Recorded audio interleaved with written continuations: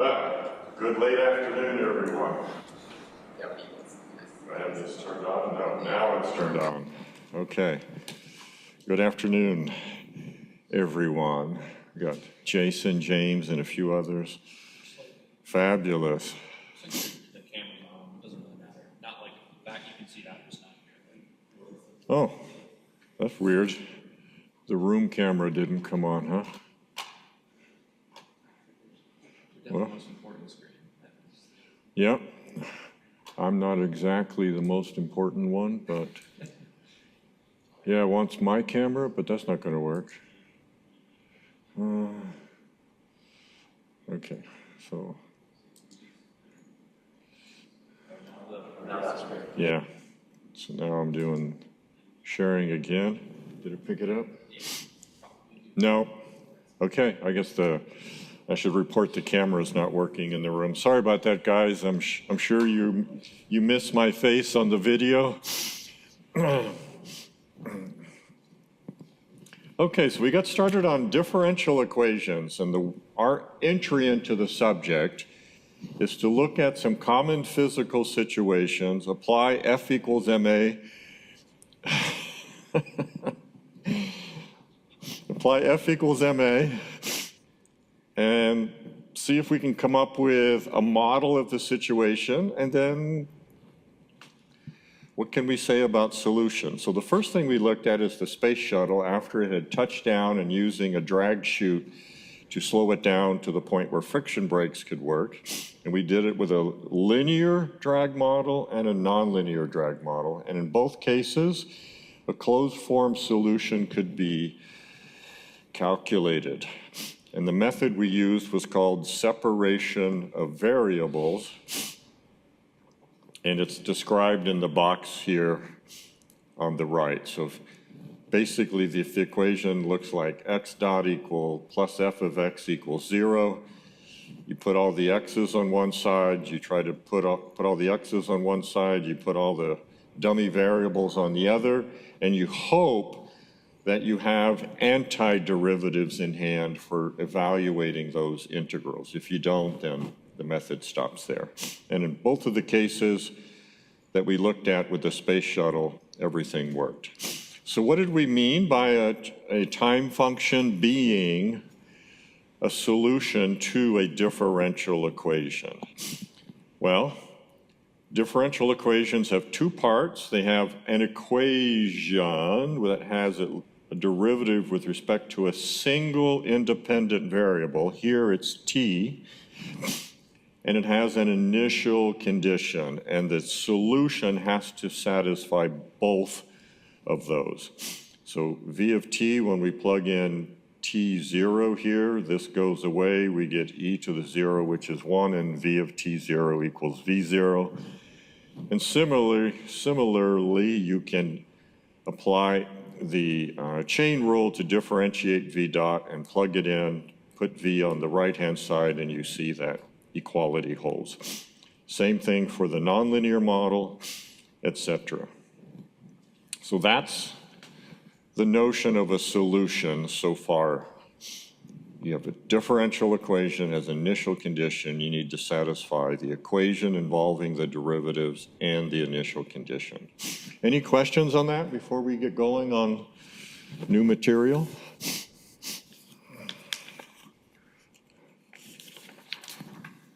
All right, here, no questions. Okay, well, we've got this other guy to model, a parachutist. The difference here is that gravity is acting on the mass of the human, and then air resistance is acting on the parachute. So we have opposing forces. So let's take a quick look at that. So model 3, parachutist.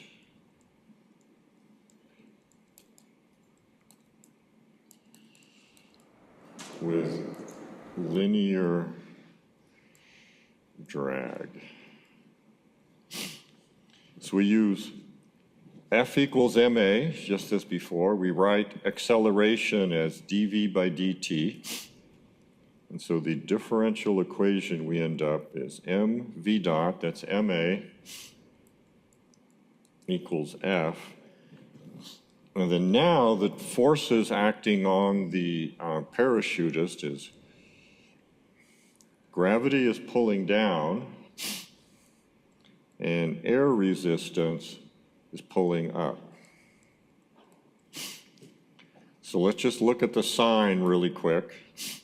Here, if the parachutist is falling, V is negative, and so minus V is positive. So indeed, the drag force is opposing gravity, the acceleration of gravity, okay? And then we have an initial condition. Whatever the person had when they leaped out of the airplane, they fell for a while, and then they opened the parachute, and that speed would be V0. Okay? This one has a closed form solution as well.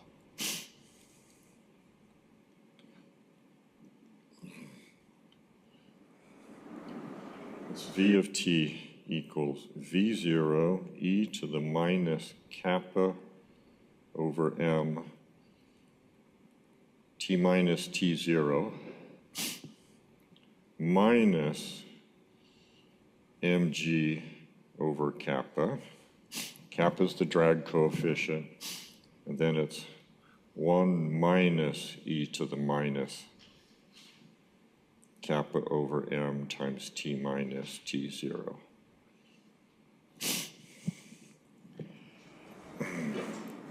Okay, we'll talk about where this solution comes from in just a second.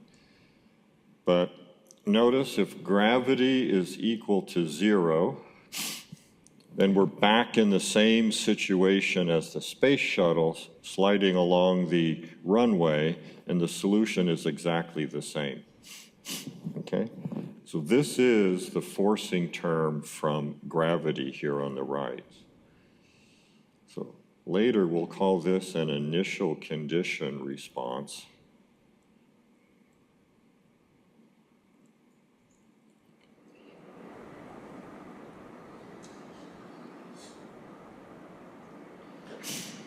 Why initial condition? Because, well, if the initial condition were 0, that wouldn't be there, okay? It would just disappear. And this will be called the forced response. And I'll put forced in quotes for the moment.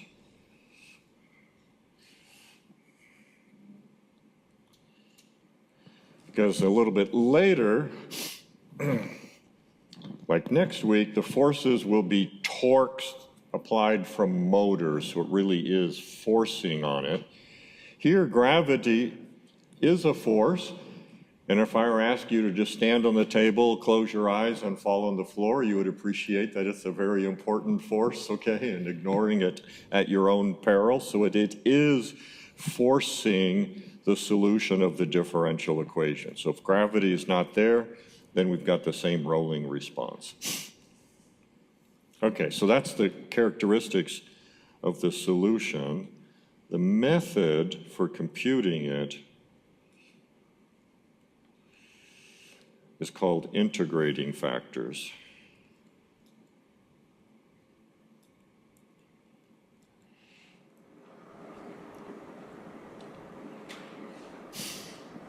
So it's some combination of completing the square, integration by parts. It's in the book. Come on. Please go away. Thank you. Integrating factors.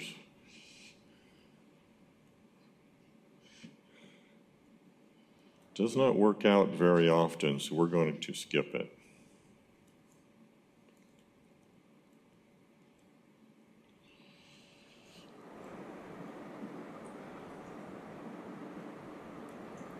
But it's detailed in the book if you're curious how it works.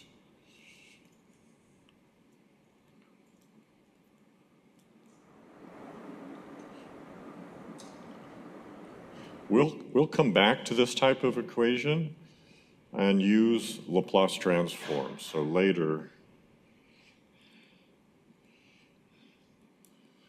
we'll solve this differential equation using Laplace transforms. And that's broadly applicable, so it's much more interesting to look into that method.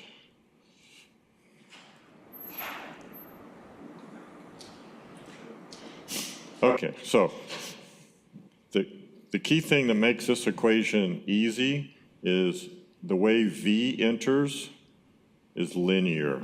Yes, there's some constants and stuff going on, but it's linear.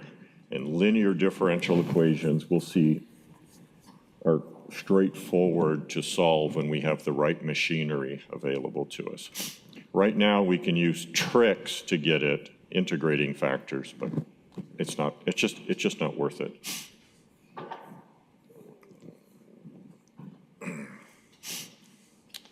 Okay, so the last case is the parachutist with a nonlinear drag model.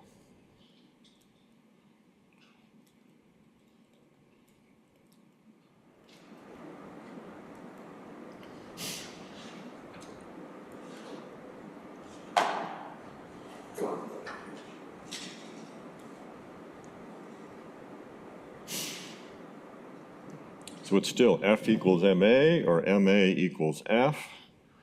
So M V dot equals F.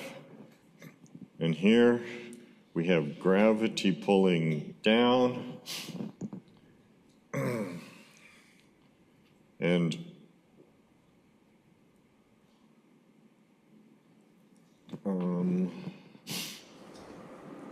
whoops, this should be plus. Yeah.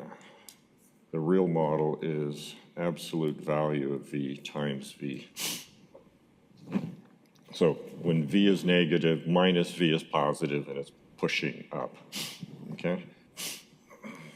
So when V is negative, you can write this as minus mg minus kappa V squared. So we're falling, V is negative. So absolute value of V times V, is plus then, plus V squared. Okay, so this equation, it has one derivative, it has one nonlinearity, and it has one constant. The nonlinearity is a square, and it has no closed form solution.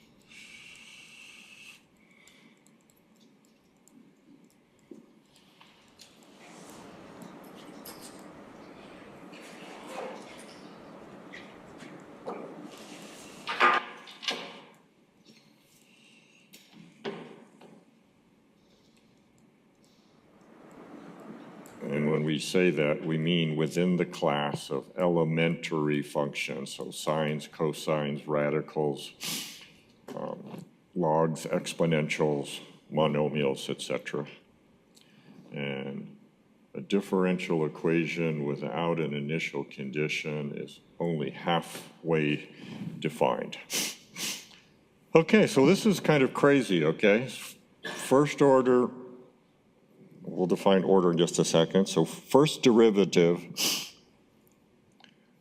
very simple nonlinearity. And what's different than with the space shuttle is that we have this constant term here. So if we were doing this in space, or just rolling on ground like the space shuttle, everything can be solved using separation of variables, but separation of variables breaks here.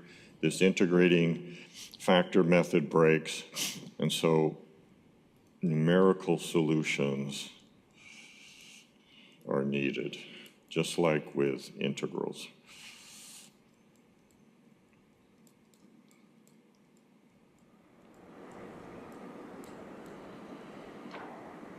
Oops. And so I thought we'd open up Julia, get an idea about how the solution packages work. then we can come back to understanding a little bit more fundamentals.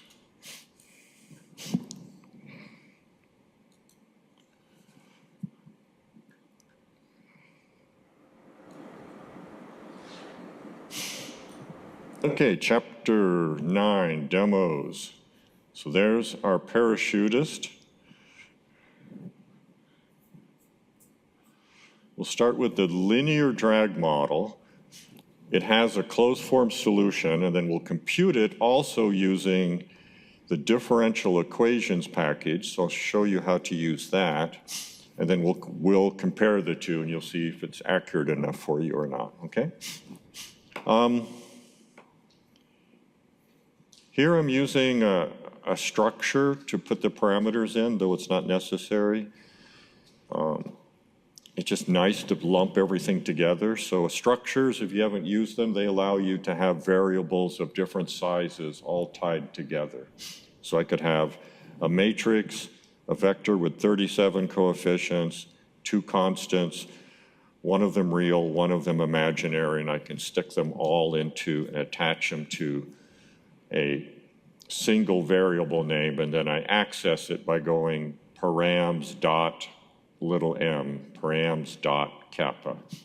You guys have seen something like this before? If not, it's a useful programming construct. So I set the mass at 75 kilograms. I'm 81 or 2, okay? So it's a little, maybe when I was an undergrad, I was 75 kilograms, not anymore. Gravity, we know that one. I chose the drag coefficient such that the parachutist would level out at 2 meters per second. So that's a nice, easy speed to land on, okay? So when you do that and you plug it into our closed form solution that comes from integrating factors, that's what you get. So you started out with some initial velocity, and then you slow down to 2 meters per second, negative because we are falling, okay? We compute the numerical solution, and I've overlaid it. So red is the numerical solution, and gray is the original, and yeah, you can't tell the difference. So it's very solid. So how does the code look? So I've got my parameters set up. The differential equation is dv. So it's m dv is m times g. So I divide through by m, and then I get the drag coefficient divided by m times v. This is the linear model. So dv, that's our shorthand for dv dt. So just like when we were doing Lagrange's equations for the q dots, we called those dq. So it's just the shorthand for dv dt. Okay, so there's the differential equation. It's one line. It's a longer line because we're using a structure. We could have just have g and kappa and m, okay? We set the initial condition. It assumes it's a vector, and so since this is scalar, we just make it a 1-by-1 matrix or one element vector. We set an initial time and a final time for the simulation. Come on, scroll. And so that goes into something called the time interval. You just give the initial time and the final time. And you set up what's called an ordinary differential equation problem. And the problem has, what is the right-hand side of the ODE? We called that F. What is its initial condition? We called that V0. What is the time interval, T0 to TF? And then you can pass any parameters. And if you have no parameters, you just put a tilde in there, so you're passing nothing, okay? So, because, I mean, for a simple model like this, it's easier to just embed G equals 9.81, kappa equals inside the differential equation. But I did it so that it would be well structured if we moved on to a more complicated problem. And then you hit solve. You get to choose from a whole wide range of different solvers. And so you can do help on solve, or you can just paste it into your favorite large language model and ask, hey, what are my options when using the differential equations package? But this one here is kind of a nice, normal differential equation, runga kuda siotras. And we just plot it, and we're done. Now, there was one other little flag here. A lot of the packages in Julia try to save on memory. It's being set up for large problems. And so if you use a function that is called return in place, you would put an exclamation point here, and then you put x dot or dv dot here, and you don't have to return anything, okay? It will automatically put, well, I guess it would be dv, not dx here in this case. You can pass the derivative in through the name of the function, and then it will just evaluate in place. So it uses this storage over and over and over, and it makes it faster, okay? So this false is because we're using a simple Julia function and not doing evaluation in place. You don't need to say true because that's the default. And you'll kind of forget this a little bit later, and then you'll just Google it or ask for help from ChatGPT, and you'll get it. Okay, so now we're going to do the nonlinear version. Come on. Same thing, not except the nonlinear drag model, our structures. Even though the system does not have a closed form solution, I can still solve for the drag parameter to make the terminal velocity -2. So how do I do that?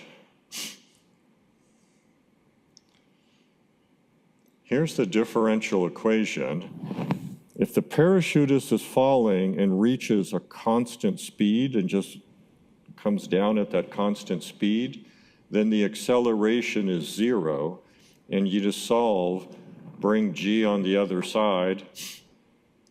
V is unknown, and all of these parameters are known, and you just solve for v. So it's that simple, okay? So initially he's falling fast enough that would really hurt, and then this is the solution. So it's a little bit more aggressive, okay? So the nonlinear model is much more aggressive than the linear model in this particular case.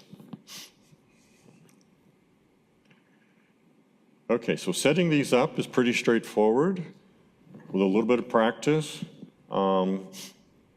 Let's do another one, and then we can take questions. So remember our simple pendulum, just going back and forth, back and forth. We did the Lagrangian dynamics and got the angular acceleration. Come on, be nice. The angular acceleration is minus gravity divided by the length of the pendulum times sine of theta. Okay, so this has 2 derivatives in it instead of 1.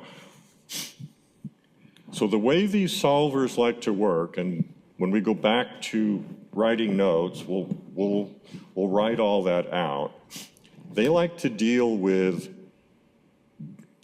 first order derivatives and not second order derivatives. So we're going to convert the equation into coupled first order derivatives.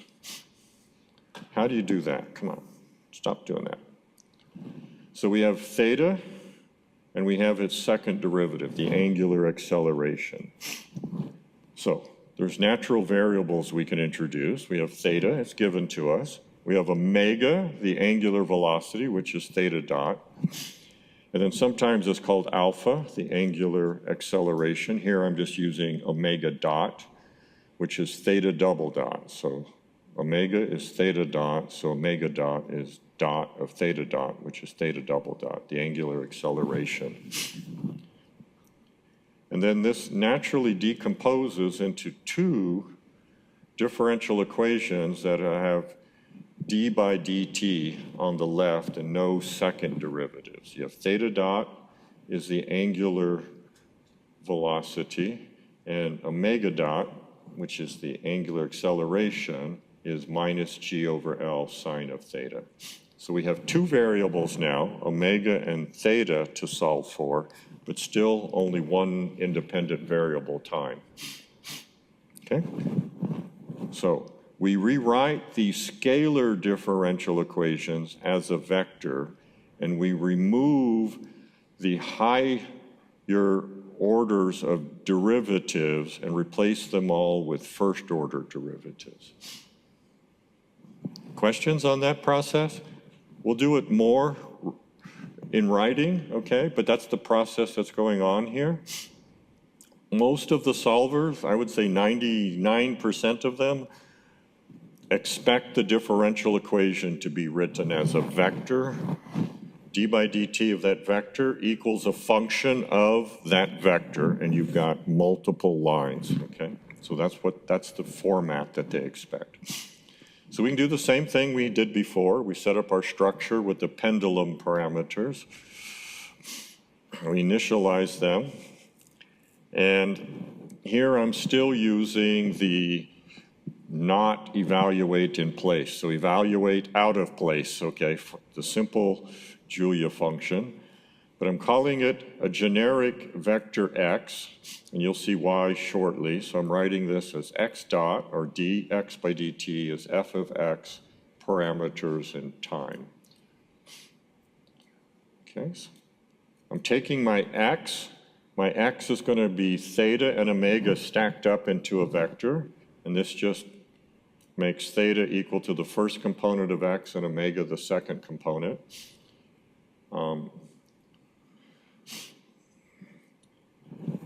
My d theta would be equal to omega, writing down my differential equation.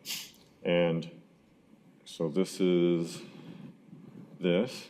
D theta is equal to omega. And d omega, remember, the d is our derivative. It's minus g over L sine theta. So I just write out the differential equation as it's given to me. G over L minus sine theta. And here, instead of putting x bracket 1, x bracket 2, which I could have done and saved myself some typing, but I just did it where it's easier to relate the variables here. And then I formulate x dot, which is the left-hand side here, as d theta and d omega, and return dx. So there's the right-hand side of the differential equation. I need two initial conditions now, the initial lean angle of the pendulum, and I'm going to drop it at 0 velocity. So omega 0 is 0. My initial x0 is the initial value of theta and the initial value of omega. We will come to call x a state when we write it all out. You set the time interval as before. Set up the ODE problem with out of place function, okay? But by adding an extra exclamation point and modifying it just slightly, you can get rid of this false. And so you set up your ODE problem. That's the right-hand side of the ODE. Its initial condition, the time interval, and parameters. And if we had those embedded into the differential equation, we can just put a tilde. Use the same solver as before. And it's kind of nice. You can just say plot solution, and the plot command is smart enough to know that time is part of that solution and that there are theta and omega is embedded in there. So it's convenient to do that. And then I'll generate an animation as well. So there's the plot. Okay, can you tell which one of these is the angular position and which is the velocity? I dropped it at pi over 4, and if there's no friction, it's not going to die out, and if there's no force, it doesn't amplify. And so that's this value, okay? And so it would have been nice if it did colors and put labels on it, but it didn't. And then I just had ChatGPT build me an animator for it. I just said, here's the plot. This is what the physics is. Give me the code I need to build a GIF. And then I added time. Okay, so there's the pendulum. And these solvers are much better than the stepper that we did when we had the two pendulums. Remember, if we chose our delta T kind of large, it would start numerically adding energy and pumping and doing strange things. And that's not happening here because the solvers are pretty good. Okay, so with the shuttle and the parachutist, we had differential equations with a single derivative, dv by dt. With the pendulum, we had a d theta dt and a d omega dt, so we had two derivatives, and they just go on from here. So the only purpose of showing this is just to give you some physical insight into how more complicated differential equations arise. So here's the pendulum we were solving earlier, theta, m, l, etc., sine of theta. Before, we had no torque applied at this joint, but it's kind of natural when you're a roboticist to add a DC motor. And so this is just a circuit representation of a DC motor. As an undergrad in electrical engineering, I didn't see that till I was a senior, okay? So I'm not expecting you to understand motor models, but basically the torque produced by the motor is proportional to the current in this network. So we have resistance, we have an inductor, which is modeling the windings, the electromagnet of the DC motor. And then there's a physical phenomena that when magnets are spinning, yes, you are creating torque, but you're also creating what's called a back electromotive force. As the motor is spinning, it's creating a voltage that is countering the voltage that is being applied. So this is where taking a course in power electronics, if you wanted to learn how to model motors, but there's a really brief explanation in the textbook. This turns out to be modeled as a first-order differential equation with a voltage on this side and a voltage on the right-hand side that comes from the speed at which the motor is spinning. And then we get torque being proportional to current. And so you hook all those up, and now you get a much more complicated differential equation. Okay, so and I'm not putting it up here to impress you or to have you want to go out and learn about DC motors. I'm putting it up just to show that we get more complicated models by here's one subsystem, here's another subsystem. They both have ODEs. We connect them and we get a higher order, more complicated ODE. Instead of having just one link and one motor, then we add a second link and a second motor, and now this would be a sixth order ODE, okay? You want to add another link and another motor? So the digit humanoid in the lab, you know, it's just fairly simple.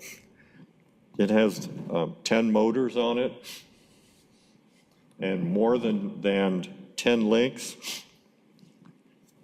So it's about a 40 order differential equation, the 40th derivative, if you were to write it down that way, okay? So those things arise. Now, where do you learn differential equations like this? You will learn them in your engineering courses. So in Rob 311, they're going to do the mechanics of the ball bot, but they're also going to go through how you model the motors driving the wheels, and they'll explain how the power electronics works as well. So it's in your engineering courses that you get the domain knowledge. If you're in aerospace, you don't worry so much about DC motors, okay? You worry about things gliding in a fluid, which is what air is, and you look at lift and drag. If you go to ME, you're probably going to be doing fluid flow and then heat conduction and things like that, okay? And you look at laminar versus what's non-laminar called? Huh? Turbulence, there you go. Okay, so you learn those in your particular engineering domains. So in a calculus course, you just see examples. You don't learn how the models work. Make sense? Okay. And so let's go and look at how the ODE solvers really want us to write down equations and learn how we can go about making that happen. And then we'll come back and set up some more models after the break. But now's a really great time for questions, if you have some. Leaving you in the dark about too many things? You're good? You're bad? You're indifferent? Okay.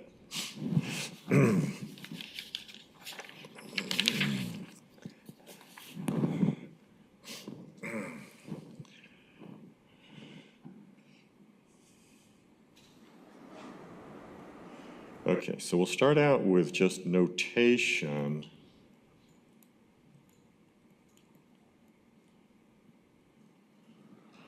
For vectors of first order ODEs.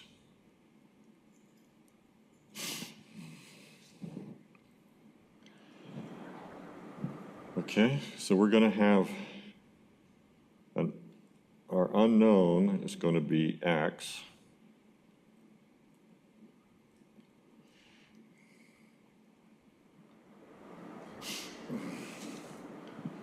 The independent variable will be t, time.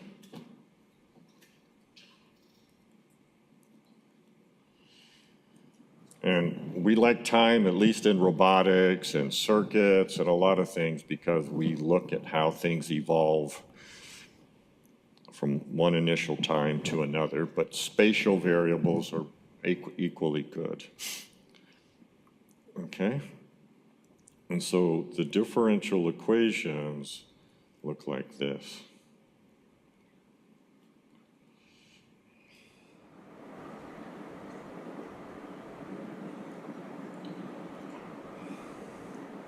So each variable is differentiated once, and then it can be a complicated function of time, the independent variable, and then the dependent vector of variables, all of its components.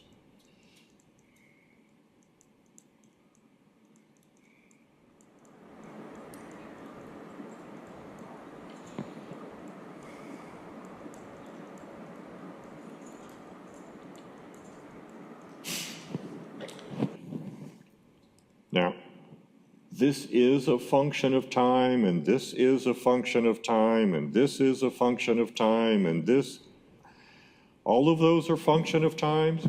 And if you want to write x1 parentheses t and just make that equation really long, you're free to do so. But most people drop the t because it's understood. Okay, so it's not because it's not there, it's because everyone is supposed to know it's there. So now you are in the know. The other thing we need is an initial condition.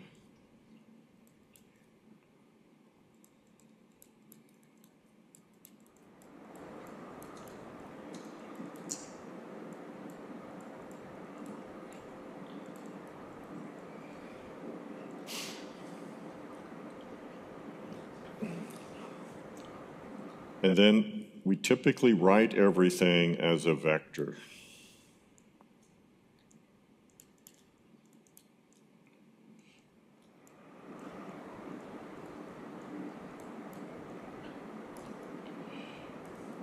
We simply write x dot for the vector of x1, x2, f of t comma x, and then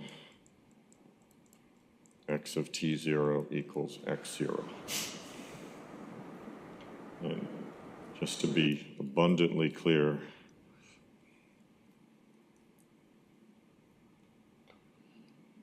that's the vector of all the derivatives. I've already defined x as x1 through xn, and then f of, that's capturing the f1.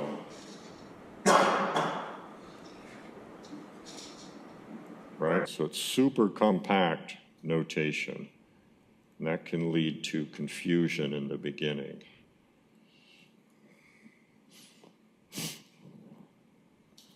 So for the pendulum, we had x1 was theta and x2 was omega, the velocity, angular position, angular velocity.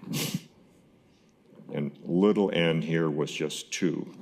When we add in the DC motor and model it as a first order circuit, then it becomes a third order differential equation, and we have a third variable, x3, and we can take that as the angular acceleration of the pendulum. Question on the very compact notation? Super exciting, not too hard to understand if you've had a course in linear algebra. Okay. I'm writing the t here. You probably noticed in the solver, it puts it after the dependent variable. Both notations are very common, okay? So don't be shocked if you see someone else writing down the differential equation like this, okay? And that's how the Julia solver likes to see it. And then it adds in parameters as another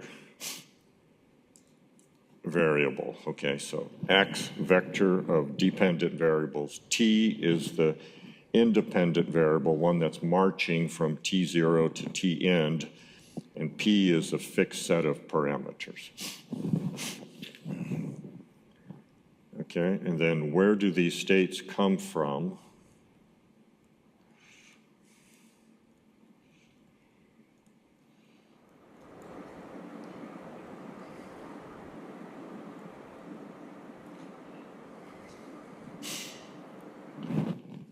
Okay, so if we go back to the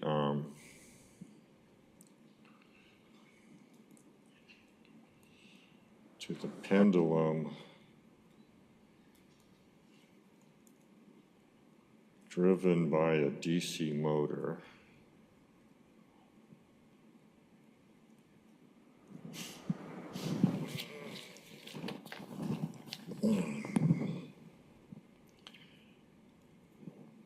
after a tiny bit of consolidation of variables, we had a theta triple dot.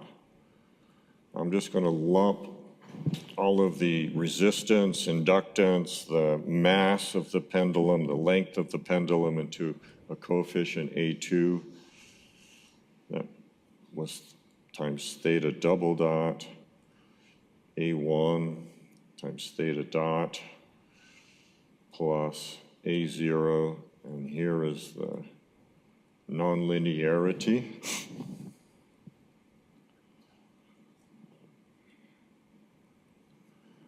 Okay, so A2, A1, A0, B0, those are just constants that depend upon all the physical parameters. And then this is the voltage applied to the motor. So that's what that is physically.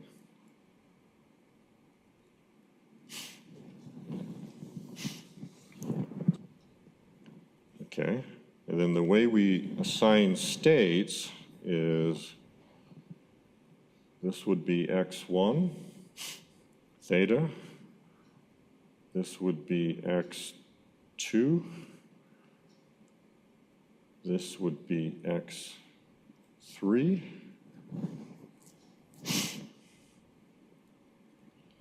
And then this is where we stop, but just to emphasize that,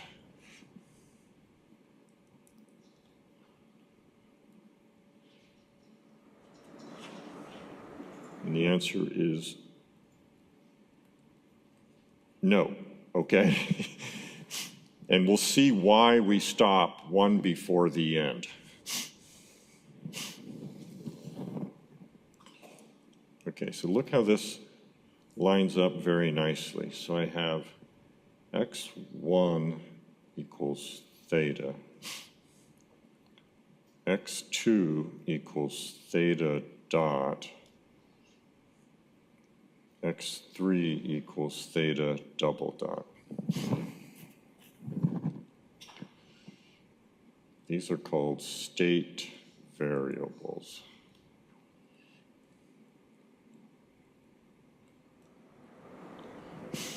State is the information I need in order to predict how the system is going to evolve, assuming I know the external inputs applied to it, like motor torques and things like that. Okay. So for you guys, they're just variables, okay, in the ODE, but eventually they're called state variables. And what's very nice is that the differential equation for x1, well, x1 dot is theta dot, and theta dot is equal to x2. You see that? x1 is theta, theta dot is x2. So I just write that down.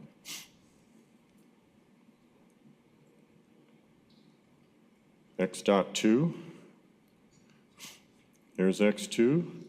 I differentiate theta dot, I get theta double dot, and that's x3.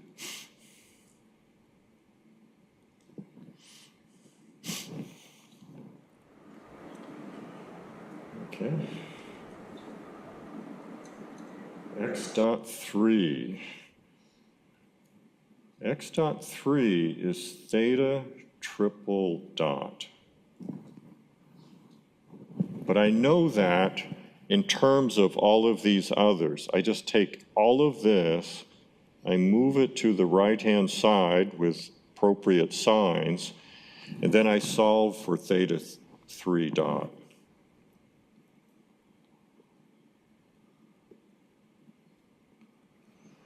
So that's minus,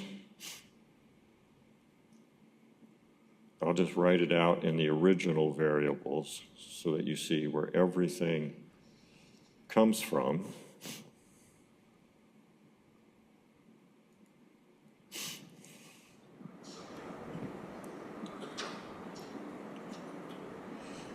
Okay, this is equal to minus A2. Theta double dot is x3 minus A1 times theta dot, that's just x2. Excuse me, that's A0. And A0, that was sine of theta. So I don't have to linearize, I can keep it. A0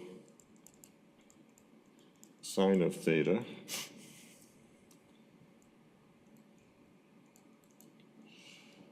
and that's sine of x1, and then plus b0, whatever the voltage is. Okay? And then when we stack it all up, we end up with x dot equals f of tx.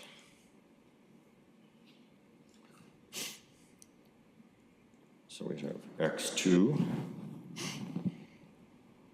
The next one is x3. And then, I don't know, do you want to put these in a different order where it's x1 first?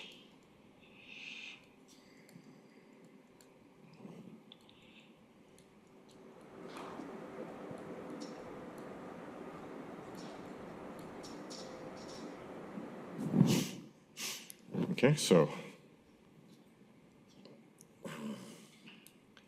then of course x is just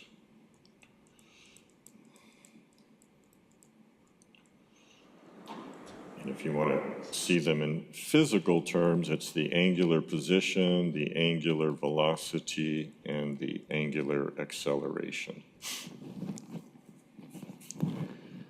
But as soon as it's written out in these sort of generic coordinates, x1, x2, x3, we're now ready to just plug that into the Julia differential equations package, and we're good to go.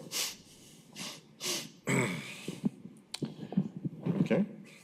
And then to be extra clear, then we'll stop, is that the t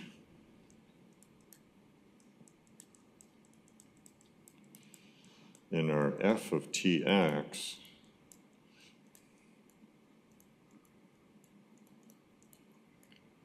comes from V of t, the applied voltage here.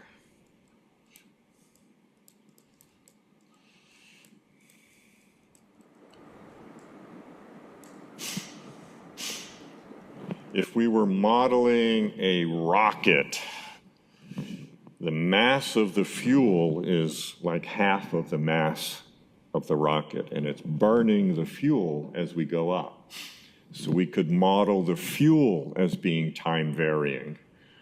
Or we could include a differential equation that fuel mass dot is equal to minus the rate that we are burning fuel out at, and it wouldn't have time, it would have a differential equation describing the amount of remaining fuel, okay? So there's many ways you could go about doing it. So it's up to you.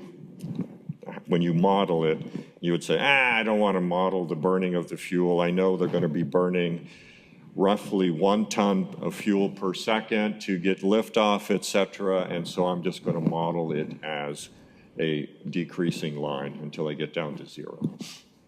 Okay? So that's where time comes in. For us, it's often motor torques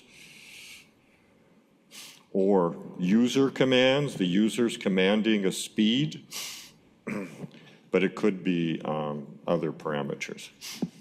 Okay, so we're a little bit past the 5:20 witching hour. We'll take a break here, then we'll come back and with this knowledge, once again, look at what we are doing in Vocarium to make sure that we know how to solve arbitrarily complicated, at least set up arbitrarily complicated ODEs in Julia. Yeah.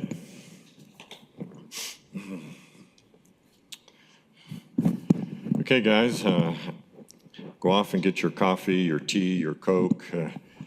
Okay, so if on the pendulum we were assigning state variables, we would have come to theta and said we do x1.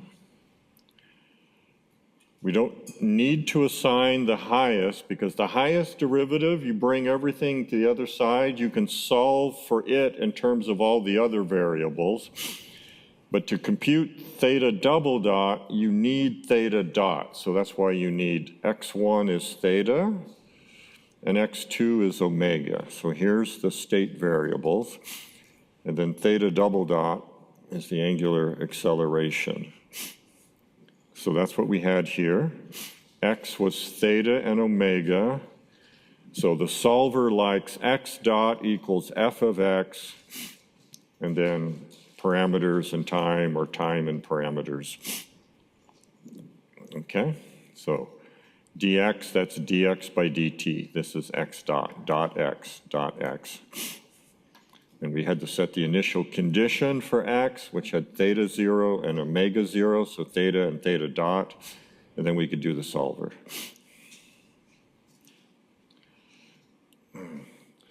Okay, so here's the example that I kind of worked out. So I just took this highest order coefficient here and divided it into everything else to make this leading coefficient 1. That makes it very easy when I solve for theta triple dot, the third derivative of theta in terms of the lower ones. But here's x1, here's x2, here's x3, and we don't need to assign x4 here because this derivative we can solve for in terms of all of the lower derivatives.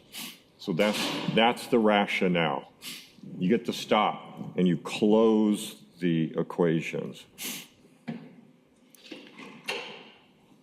Okay, and then you get linear higher order ODEs become coupled first order ODEs. So the highest derivative here is called the order of the ordinary differential equation. So if this was 17, it would be a 17th order differential equation. And we would turn it into a vector with 17 components, all of them differentiated once. So x, 1, 2, 3, and we have x1 dot, x2 dot, x3 dot. And that's the standard way to write them in solvers. Fortunately, it's the standard way that humans write the equations in order to analyze them, as we'll see later. Okay, so it's not just us bending our will to the software packages. The software packages were actually set up in a way that we like to analyze the equations ourselves.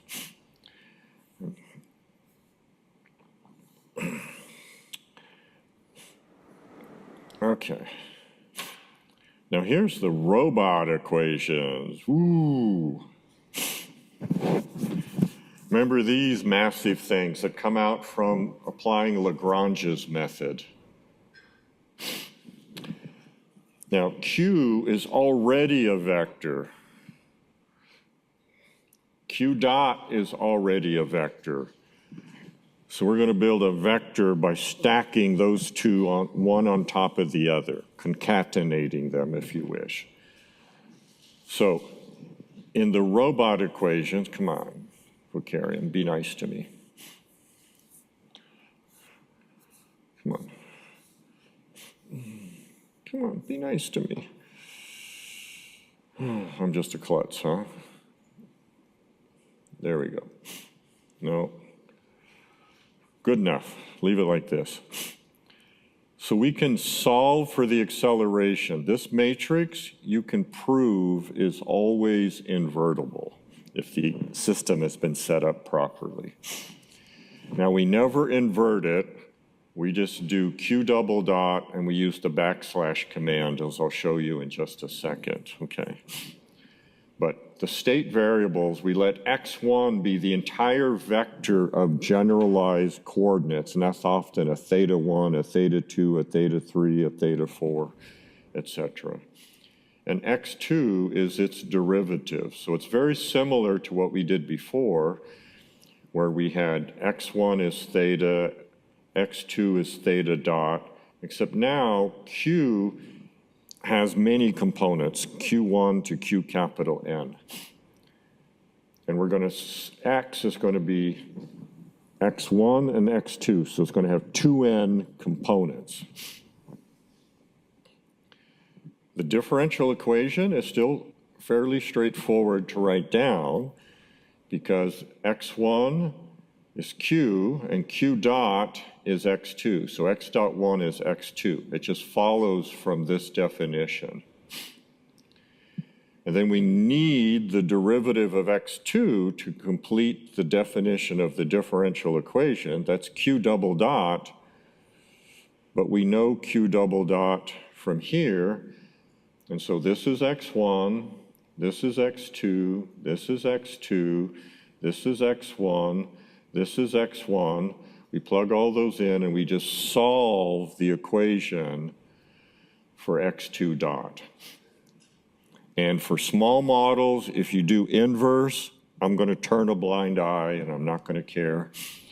But when you're doing bigger models, you want to say x2 dot and use the backslash command to solve ax equals b. And gamma, that's the external forces. So if there were friction, we'd have to throw it there, motor torques, air resistance, all of those type of things are over there.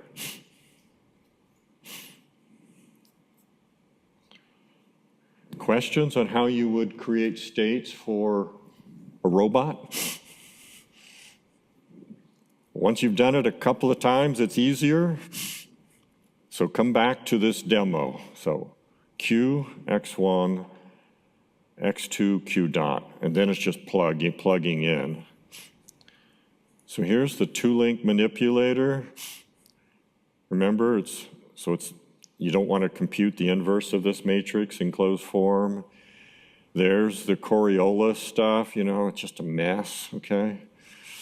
Gravity terms. I'm assuming motors at each joint.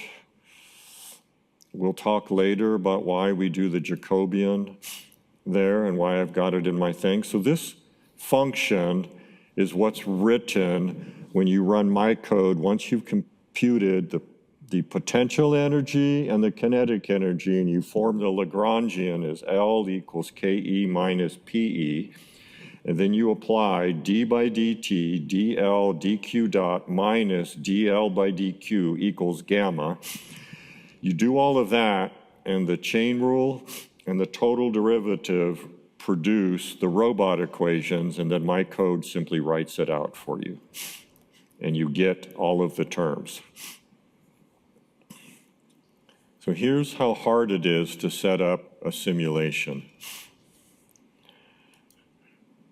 We're calling packages. I'm using LaTeX strings so I can put nice things in the plot, but who cares? Here's my differential equation. Once again, it's not in place, okay?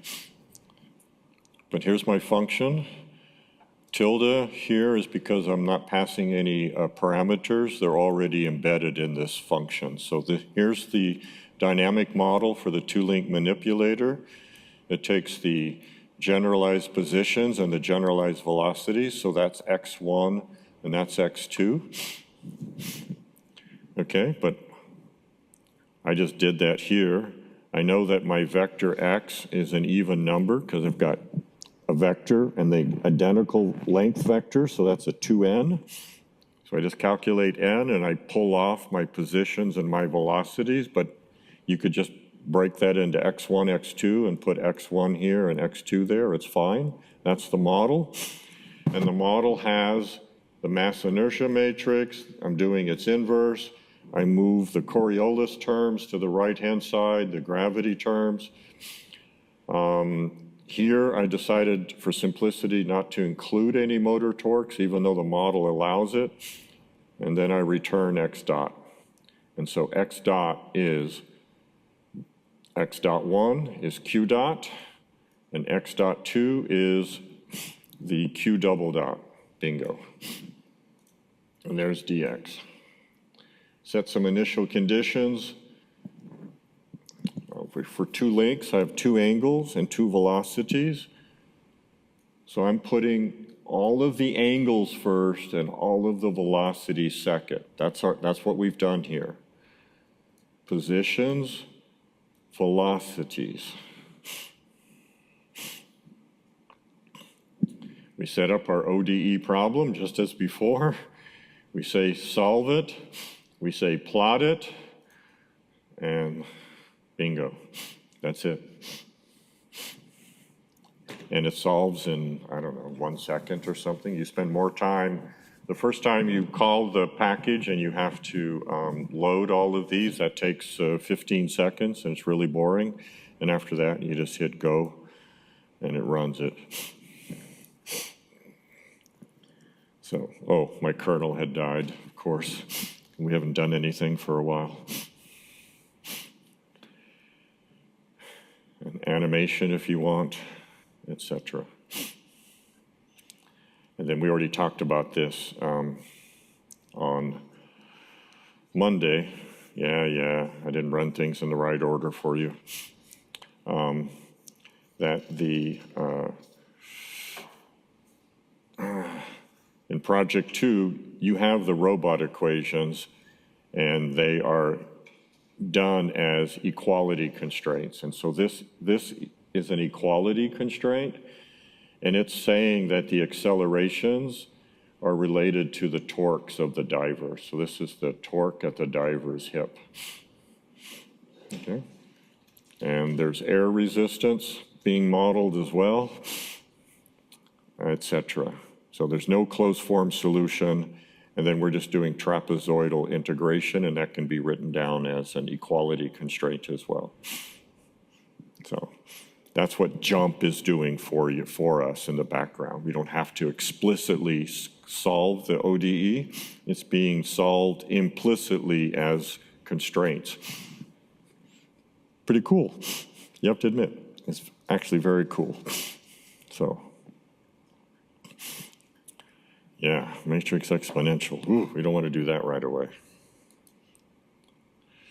Questions on your ability to set up and solve complicated differential equations numerically? We're going to start moving towards how to analyze them and understand them. So what we've seen is very simple situation, parachutist with gravity and nonlinear drag. There is no closed form solution. The same is true for the pendulum, even with no air resistance, no friction at the joint, just because of the sine of theta. There is no closed form solution in the case of elementary functions. And then you can imagine that for the 2-link robot, 3-link robot, the Cassie, there's no closed form solution, okay? We have to use numerical methods.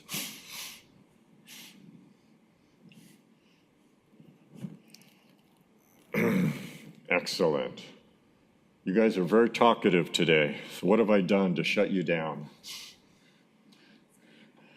Just tired? That's an easy excuse that I can accept, okay? Not because I'm boring. No, not that, okay? We don't care about differential equations. Then why in the heck are you in this course, okay? Okay, we don't need QR codes anymore.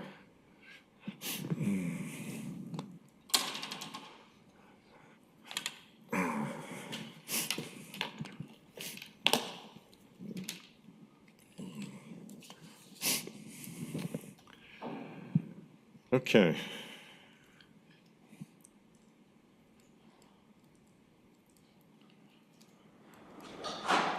How to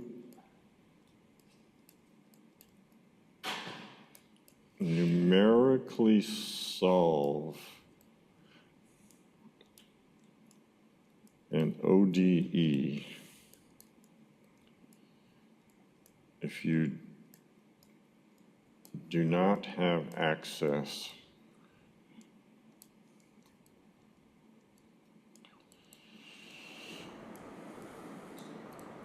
to modern packages.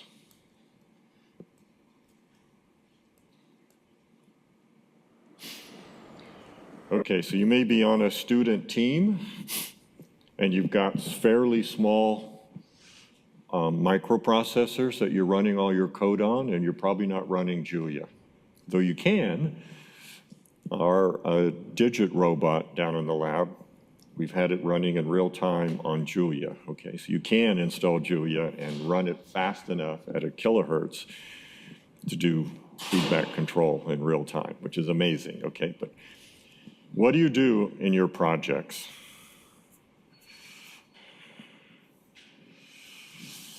Okay. You guys have seen the movie Hidden Figures? Most of you have heard of it. Let me see if I can get Catherine's sound up. Do I need to turn this up? Let's see. That's Catherine Goebel, not in real life. Parabolic orbit. There's no mathematical formula for that. Because we can calculate launch and landing, but without this conversion, the capsule stays in orbit. We can't bring it back home.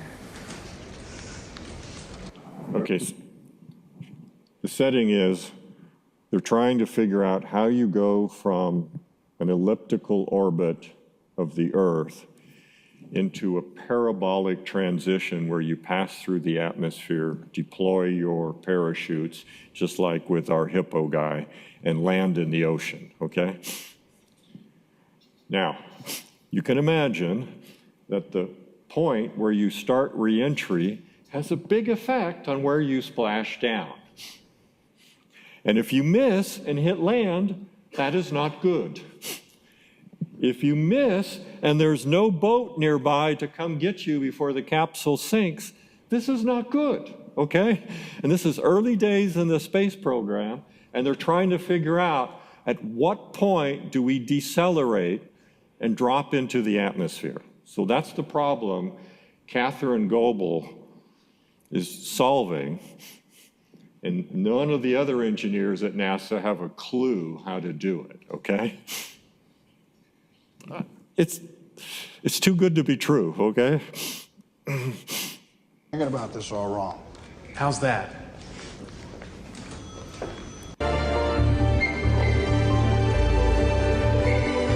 Keep messing up. Let's go back. Start The from the problem beginning. is when the Turn on capsule the moves from an caption. elliptical orbit to a parabolic orbit. There's no mathematical formula for that. Because we can calculate not launch English, is and landing, it? but without this conversion, the capsule stays in orbit. We can't bring it back home. Is that German? Hey, we've don't been know. thinking about this all Sorry. wrong. How's Turn that? them off. Maybe it's not new math at all. We'll deal without captions. It could be old math. Something that looks at the problem numerically and not theoretically. Math is always dependable. For you, it is. To you it is. To us it is. Euler's method. Euler's method. Yes. Always That's Euler. ancient. Euler. But it It's always works. Euler. It works numerically.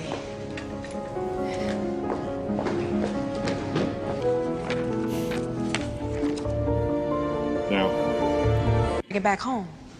let me show you that she didn't, in real life, there's no way she went and looked this up in a book. She already knew it, I guarantee you. Because I'm going to show it to you and you will never forget it, okay? So,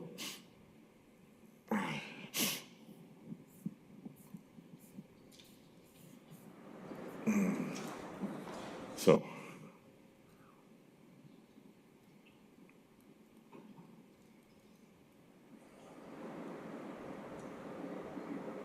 It's just called Euler's method, but it's for solving ODEs.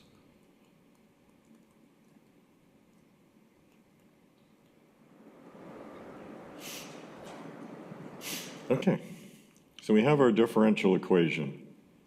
It's a vector.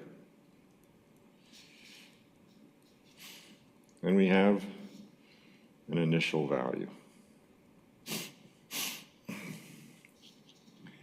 That's a derivative on the left-hand side. We know the definition of a derivative.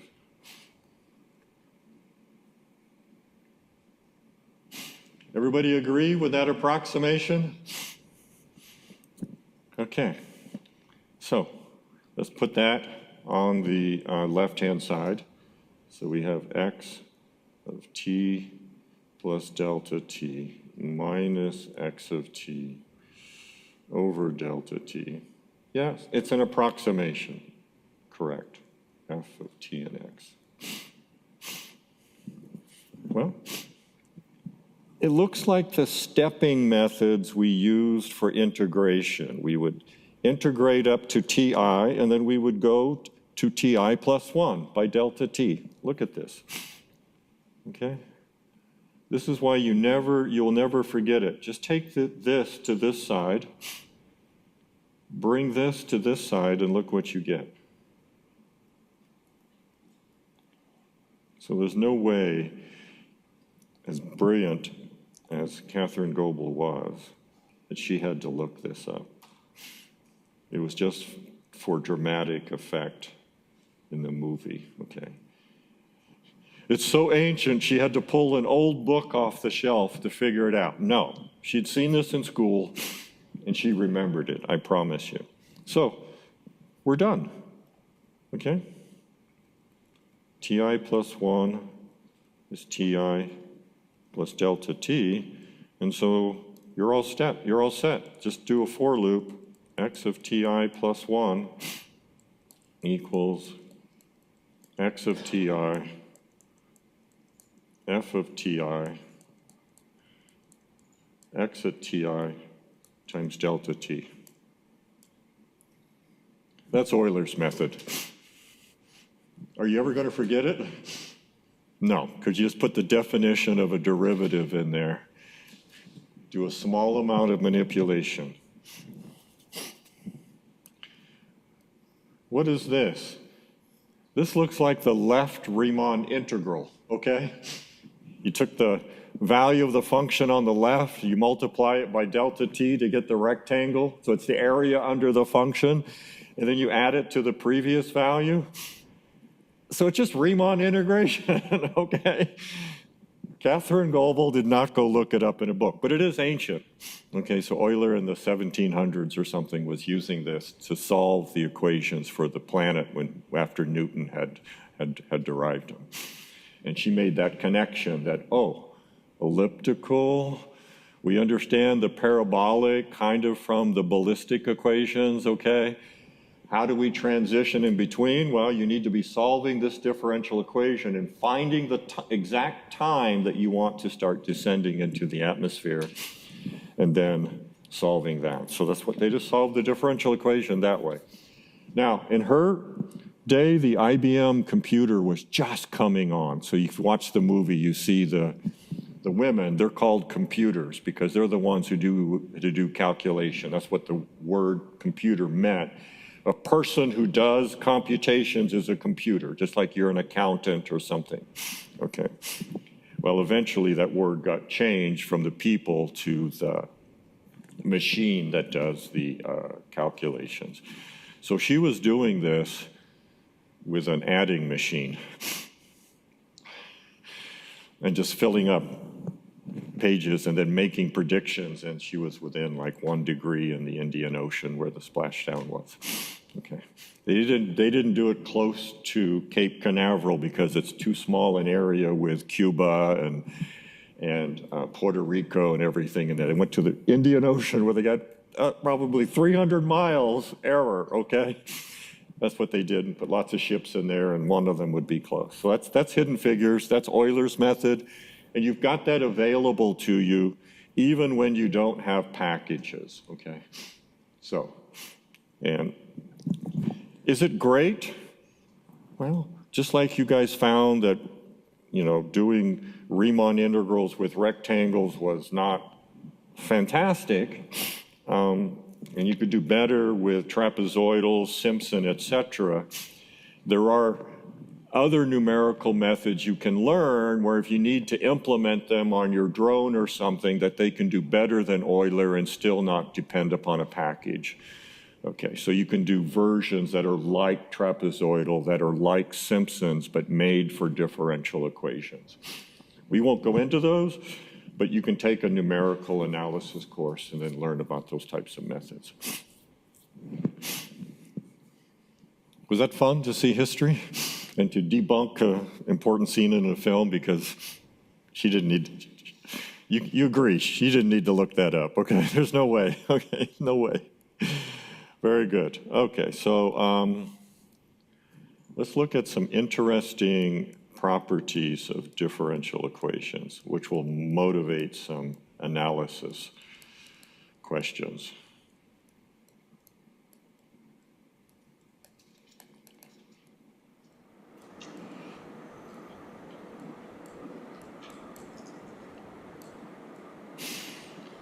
Okay, so we can compute solutions numerically, but if we don't kind of know what to expect, we might not trust what's coming out of the numerics. So we always need to have some way to get intuition.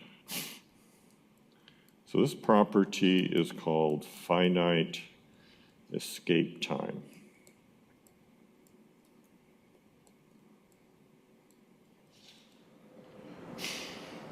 Okay? And what it means is solution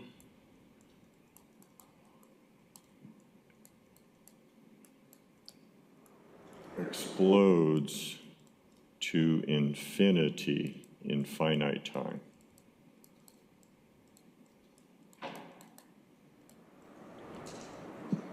Right, so we're used to e to the t. Wow, that blows up pretty fast. E to the t squared, that blows up really faster than that, but still, for any finite t, it's finite, okay? It doesn't go to infinity at some time pi over 2, for example.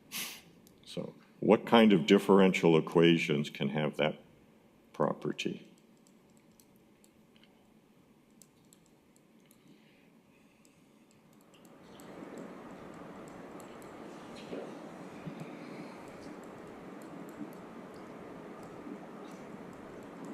So what does take an initial time of 0, an initial value of 0? Okay, so we have kind of one trick for solving differential equations that are nonlinear. That's this method of separation of variables. So we would put dx over 1 plus x squared and bring the dt to the other side.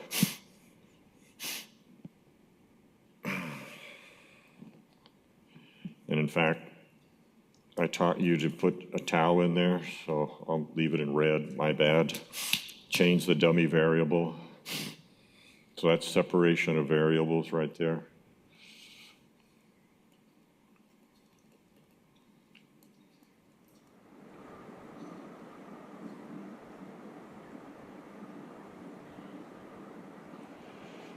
Okay, so if you do an antiderivative of 1 over 1 plus x squared, what do you get? Arctangent, okay? And on the other side, you do the antiderivative of 1, what do you get? T, tau, whatever you're calling it, okay?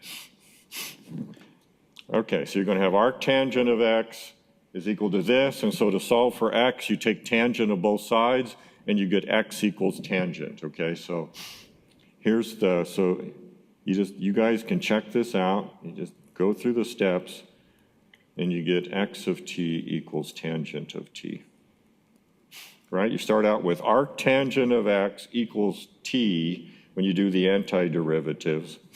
So I'm just giving you the intuition. You can verify it, but that's scary, right? Because that's the solution. Pi over 2, it's gone. Now, it's exceeding the speed of light because it's going an infinite distance in a finite amount of time, so probably the model breaks down at a certain point, okay? But as an idealized system, that's what finite escape time means. The solution escaped to infinity at time pi over 2. So t approaches a finite value and x becomes unbounded. So that's finite escape time. So nonlinear ODEs can do that. We'll find out that linear differential equations, they can grow at most at an exponential rate. Okay, so they cannot explode in finite time. So that'll be interesting when we get to it.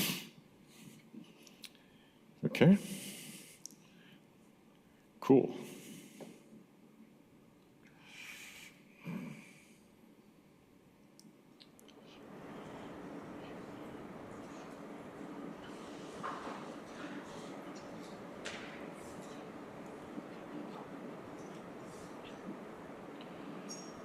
So far, all of the differential equations we've looked at,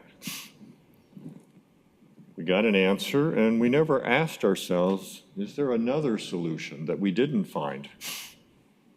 Oh, you know, like a quadratic equation, you find one, there's got another one.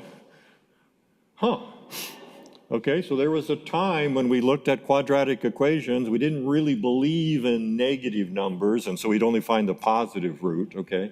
Then we understood negative numbers, but then we had x squared plus 1 equals 0 that had no solutions, and we had to start looking at imaginary solutions. And so we had a whole life of understanding polynomial equations and number of roots, etc., and developed algebra. Hey, this is a differential equation, and the right-hand side can have as many polynomial terms as you want, okay? So could it have more than one solution?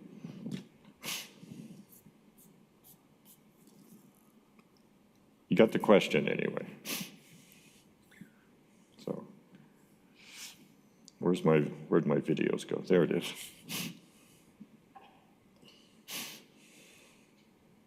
Come on. For you. What will happen if I place this ball right at the apex of this dome? See the question? Put the ball in the dome. What's going to happen? Well, you probably guessed that. But now imagine we're in a theoretical world where this dome is perfectly smooth, no friction or bumps. There are no disturbances or forces acting other than gravity. Magic math land and right now. I can We're in balance math this land. ball Math land. perfectly at the apex. Now what do you think will happen when I let go? If that was your guess, you're right. Newton's first law says that an object at rest will remain at rest unless acted upon by an external force. Or so we thought. This is a paper by an Australian philosopher of physics named... Okay, so the question is, you guys understand when something is balanced, and then when you perturb it, it can fall, okay? So you guys thought you would just balance the glass on the edge of the table, then the cat knocked it off, and it's just normal physics, okay? So question, on that particularly strangely shaped dome that we have here, was it air molecules vibrating that knocked it off? Was it her heartbeat making the floor vibrate that caused it to knock off? Or is it a fundamental property of the differential equation itself? Ooh, okay, let's see, okay? So you can, the links are in here, you can watch the rest of the video. But here's the differential equation. X dot equals x to the 2/3. So that's the cubed root of x squared, correct? And we're going to take x at 0 equals 0. So t0 is 0.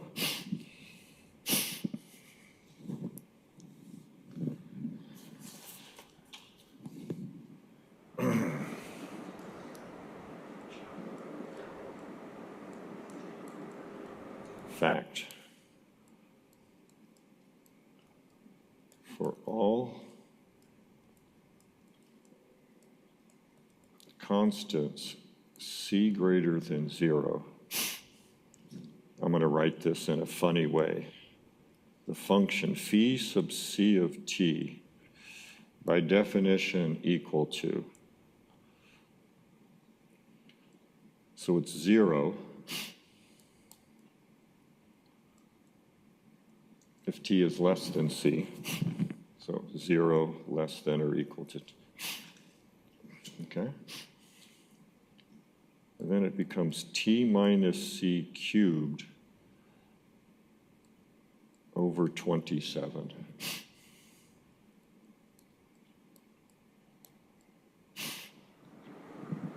Huh.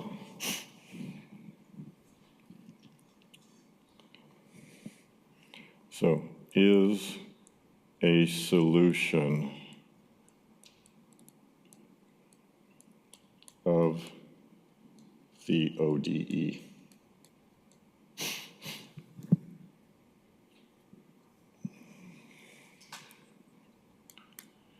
So what does it mean to be a solution? Well, we check the initial condition. We plug in t equals 0 here. 0, and if we take C0, okay, so that's a solution. But, I don't know, suppose this constant is 1. Oh, by the way, you can differentiate this and get 3, and then the squared, and the 3 goes into the 27, and you get 9, and put on left-hand side and right-hand side, and it's just algebra. It is a solution, okay? So you just check it at home. It's done in the book. But it's true for all possible constants C. So which one does nature choose? Okay? There's an infinity of solutions. Which one is nature choosing? So she has this dome. The shape of the dome is such that this is the differential equation describing the velocity of the particle, okay?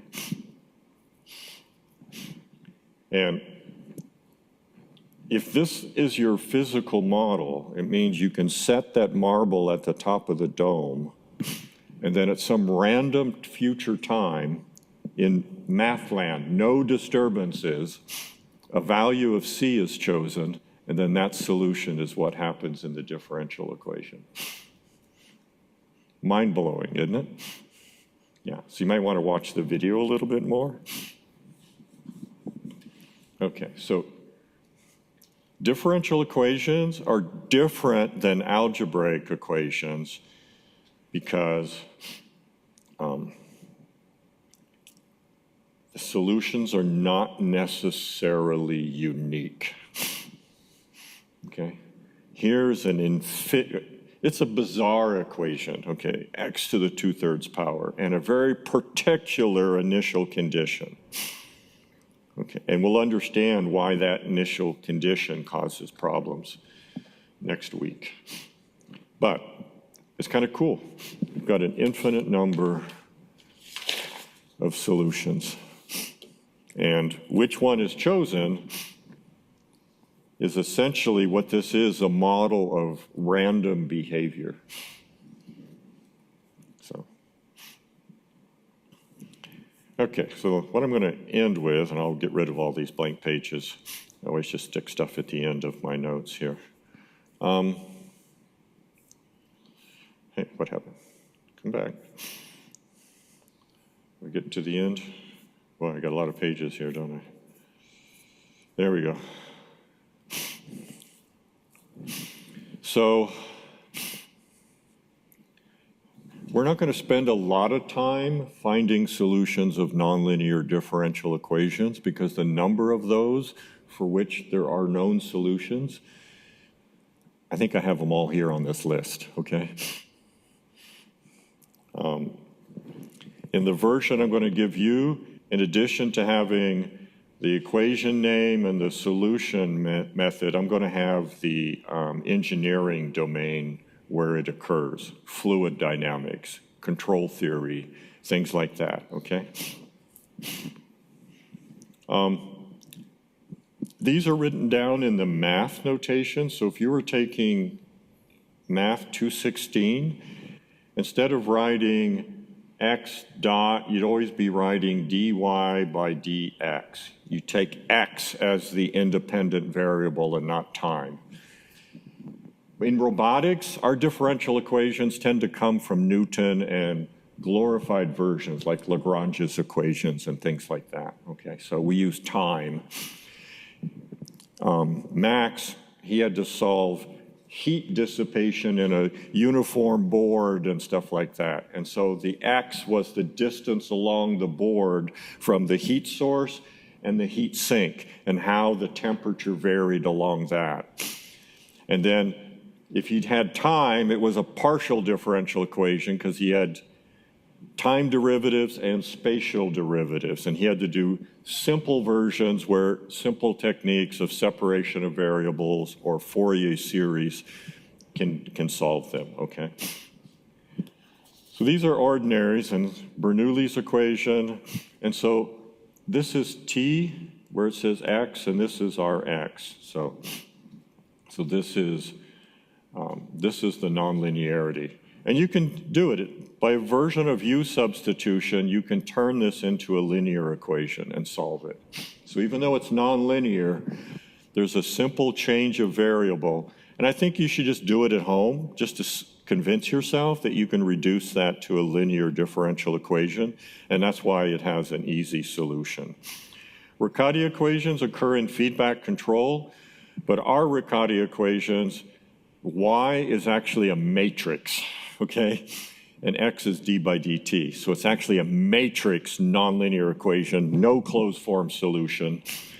For the scalar case, there are a few cases. It says special cases solvable, okay, with special substitutions, meaning you're not going to be so lucky that that's the one you need in order to get a big raise, okay? It's just not going to happen. Separable variables, we've seen that method many times, okay? This is a little bit like that. So it just goes through and gives the known equation. I'd never even heard of this thing, okay? And only mathematicians play with the logistic equation. The pendulum, closed form solution in terms of the Jacobi elliptic function. That is not an elementary function, okay? Penlevé, I don't even know what it does. I've never seen it before. Lane-Emden equation. That's why I went and got all of the areas. Abel's equation. I've heard of Cain and Abel because I was forced to study a certain book once upon a time, but I don't think that's the Abel. It's probably a different Abel. Okay, a billion groups probably. And then Euler's equation, that's a version of Lagrange's equation. So there's not very many of them. And you can just go to ChatGPT and say, give me a list of all of the nonlinear equations for which there are known solutions. And ChatGPT messed up because this equation is not nonlinear. This is time. This is a time-varying linear equation. So we know how to solve those. And that's why I said, hey, looks linear time-varying to me. And it had to confess that it really was. Okay, so don't believe everything the large language models tell you. Okay, so if you want to study more methods for solving nonlinear differential equations that occur less often than once in a blue moon, okay? Less often than once in a blue moon. There's a finite list, and you can go study those, and it'll take you about 2 hours. There's no need to take 3 or 4 weeks in Math 216 to learn all of the tricks, because if you don't use methods, you forget them, and you're not going to use it because these equations aren't going to show up often enough for you to use them. So we take a very practical approach to things here, and we're going to do some deep analysis of linear equations, and I think you'll be impressed about what we can say there. So we'll stop here. I think there was nothing super hard today, but more philosophical. Differential equations can have no easily expressible solutions in terms of elementary functions. Differential equations can be really bizarre and have an infinity of solutions. They look random. And there's just a small set of nonlinear equations that have known closed form solutions. So we're going to look at numerical techniques, and you guys know one that you'll never have to look up, Euler's method. So thank you.